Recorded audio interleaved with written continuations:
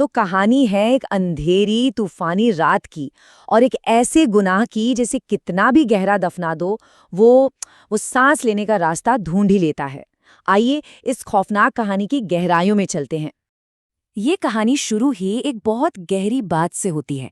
एक चेतावनी समझिए कि जो गुनाह जमीन में दफन होते हैं ना, वो बस सही वक्त का इंतजार करते हैं और फिर सांस लेने लगते हैं। मतलब अतीत कभी मरता नहीं है। तो सीन है एक आलीशान हवेली का। बाहर तूफान जोरों पर है, लेकिन अंदर उससे भी बड़ा तूफान मचा हुआ है, डर का। रात के 11 बज चुके हैं और घर का बेटा वीर प्रताप अब तक वापस नहीं आया है। परिवार में दहशत का माहौल है और इसी तनाव के बीच एंट्री होती है घर के मुखिया ठाकुर रुद्र प्रताप सिंह की। चेहरा एकदम पत्थर जैसा, कोई भाव नहीं, लेकिन उनकी आंखों में झांके तो एक पुराना गहरा खौफ साफ नजर आता है। एक ऐसा डर जो उन्हें सालों से अंदर ही अंदर खा रहा है। अब ठाकुर साहब के ना दो चेहरे हैं। एक वो जो दुनिया देखती है, एक ताकतवर जमींदार जिसके एक हुक्म पर पूरा गांव सर झुकाता है, और दूसरा वो असली चेहरा जो हवेली की दीवारों के पीछे है। एक ऐसा आदमी जो एक काले सच के बोझ तले दबा है और उसकी खाली आस्तीन वो उस खौफनाक रात की लगातार याद दिलाती है। तो सब यही सोच रहे हैं कि आखिर वीर गया कहाँ। और फिर वो खबर आती है जो किसी ने सोची नहीं थी। पता चलता है कि वीर अपने दोस्त शिवम और उसकी बीमार दादी के साथ उसी भूतहा जंगल के रास्ते से गया है, वो रास्ता जिससे जाने की हिम्मत कोई नहीं करता। तो अब कहानी हवेली से निकलकर उस घने डरावने जंगल में पहुंचती है।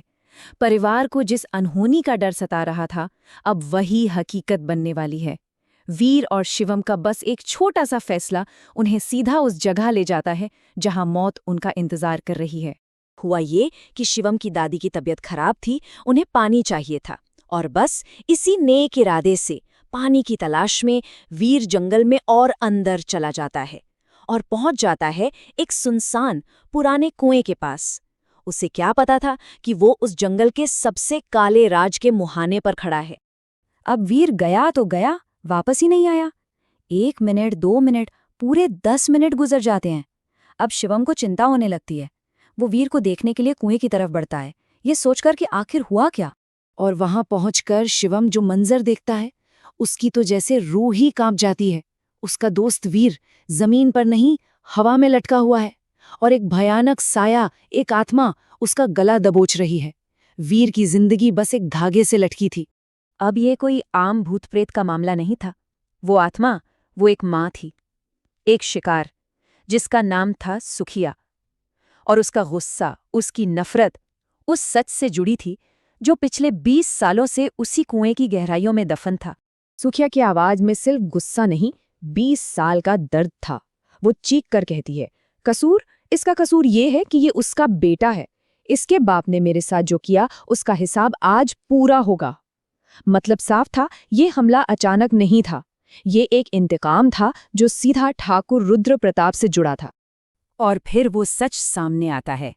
आज से ठीक 20 साल पहले ठाकुर रुद्र प्रताप ने ताकत और दौलत के लालच में बाबा कालनाथ नाम के एक तांत्रिक के साथ मिलकर एक घिनौनी पूजा की थी। और उस पूजा में बलि दी गई थी घर की ही नौकरानी सुखिया और उसके मासूम 5 साल के बेटे चिंटू की। बलि के बाद दोनों के शवों को इसी कुएं में फेंक दिया गया था। उस रात सुखिया की रूह ने बदला लिया और भागते हुए ठाकुर का हाथ उखाड़ फेंका। उसी दिन से ठाकुर का वंश शापित हो गया। तो सुखिया को बदला नहीं, इंसाफ चाहिए। लेकिन उसका इंसाफ इंसानों की समझ से परे है। वो कोई दौलत या माफी नहीं मांगती। उसकी बस एक मांग है, एक खौफनाक मांग। मुझे मेरे बेटे का सिर चाहिए। सुखिया वीर को छोड़ देती है, लेकिन एक शर्त पर। अब वीर के पास एक मकसद है, और वो हैवानियत का सच भी। वो वापस हवेली की तरफ भागता है, लेकिन इस बार अपने पिता से मिलने नहीं, बल्कि एक कातिल का सामना करने। और हवेली पहुंचते ही वो टकराव होता है जिसकी किसी ने कल्पना भी नहीं की थी।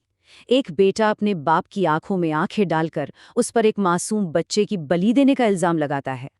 ठाकुर का सालों का बनाया रुतबा, उनकी इज्जत, उनका गुरूर, सब एक पल में खाक हो जाता है। और जब ठाकुर का मुंह खुलता है तो सच और भी घिनौना निकलता है। वो कबूल करता है, हाँ, उसने बलि दी थी। क्यों? ताकि परिवार का राज आने वाली पीढ़ियों तक कायम रहे। मतलब अपनी सल्तनत के लिए एक मासूम बच्चे की हत्या उसके लिए जरूरी थी। अब वीर को फैसला करना था। वो अपने पिता से उस बंद कमरे की चाबी मांगता है जिसमें 20 साल से वो राज कैद था। अंदर से वो पोटली निकालता है जिसमें उस बच्चे का सिर रखा हुआ था।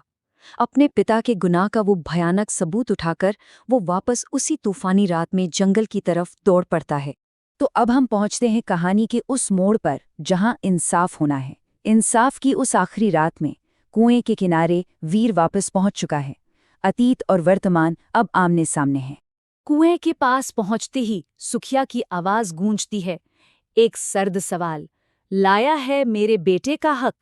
और इस सवाल के जवाब पर ही शिवम और उसकी दादी की जिंदगी टिकी हुई है। ये प्रायश्चित का पल था। वीर कांपते हाथों से वो पोटली आगे बढ़ाता है। वो बहाने नहीं बनाता, सिर्फ अपने पिता के किए गुनाह के लिए माफी मांगता है। ये सिर्फ एक सिर नहीं था, ये 20 साल पुराने पाप की कबूली थी। और फिर इंसाफ होता है। सुखिया अपने बेटे के सिर को उसके धड़ से जोड़ती है। उसी पल कुएं से उस तांत्रिक बाबा कालनाथ की रूह खिंचकर बाहर आती है और उसे वापस उसी अंधेरी गहराई में फेंक दिया जाता है। सुखिया वीर से कहती है, तेरे बाप ने सिर्फ हाथ नहीं, अपनी रूह खो दी थी। और इतना कहकर सुखिया और चिंटू की आत्माओं को आखिरकार शांति मिलती है और वो हमेशा के लिए ओझल हो जाते हैं। और फिर सन्नाटा। खौफ की वो रात खत्म हो गई थी। आत्माएं जा चुकी थीं। इंसाफ हो चुका था। जंगल की खामोशी में सिर्फ 3 जिंदा इंसान बचे थे। लेकिन कहानी यहाँ खत्म नहीं होती। वो अपने पीछे एक सवाल छोड़ जाती है, एक बहुत जरूरी सवाल। क्या कोई पाप इतनी आसानी से मिट जाता है? मृतकों को तो इंसाफ मिल गया, पर जो जिंदा हैं, क्या वो कभी उस गुनाह के दाग से आज़ाद हो पाएंगे?